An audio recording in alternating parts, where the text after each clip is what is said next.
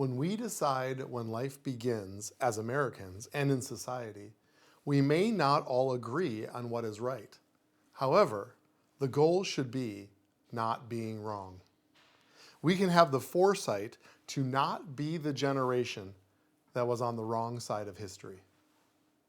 So to answer the question, when does life begin, there's only one possible answer that would have us not be wrong. The answer is at conception. This answer needs to trump all our inconveniences and rationalizations that we would try to insulate ourselves with in order to form other conclusions. We must learn from history. Life, liberty, and the pursuit of happiness, it must be in that order. My pursuit of happiness can't trump your liberty, and your liberty can't trump my life. Once we decide at conception that this is an American human life, it must be protected. There are many implications to this decision, but we will never be wrong. If elected, I would have a unique and effective skill set as a family physician to speak to the issue of abortion in our state.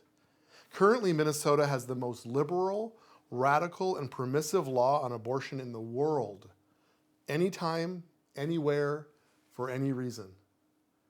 I have a strategy to change that. To abolish abortion, we need abolitionists to rise up. I have studied intensely one of the greatest abolitionists in history, William Wilberforce, an early 19th century British politician that had a strategy that eventually ended slavery and the African slave trade. And he accomplished this in his lifetime.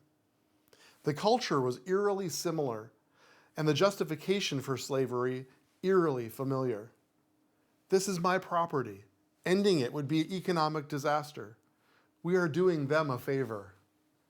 Wilberforce overcame this culture with two main strategies.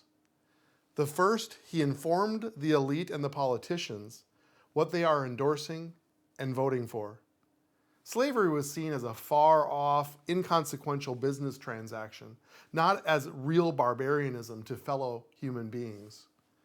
I'm convinced that the majority of those who support abortion have no idea what an abortion even is. Wilberforce would take those in power to a newly arrived slave ship in the harbor and make them see the corpses, the blood, the vomit, and the feces. As they would try to cover their faces and leave, he would make them stay to see it and to smell it. If given the chance, I would medically explain and show what happens at an abortion. It is not a benign, far-off medical procedure where all your problems disappear, but rather real barbarianism to a defenseless, innocent fellow human being, with real consequences, physically and emotionally, to the mother. I would make them smell it. The second thing he did was to change the hearts of the people. Wilberforce implored that enslaving and in torturing other human beings is not who the British people were. He challenged them to a higher moral character and lowered their appetite for slavery. I believe that American citizens don't kill their own babies.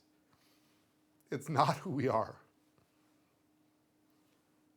As an abolitionist, I will fight tirelessly to lower the appetite for abortion, change the hearts of the people, raise the moral standard, and champion the cause for the unborn.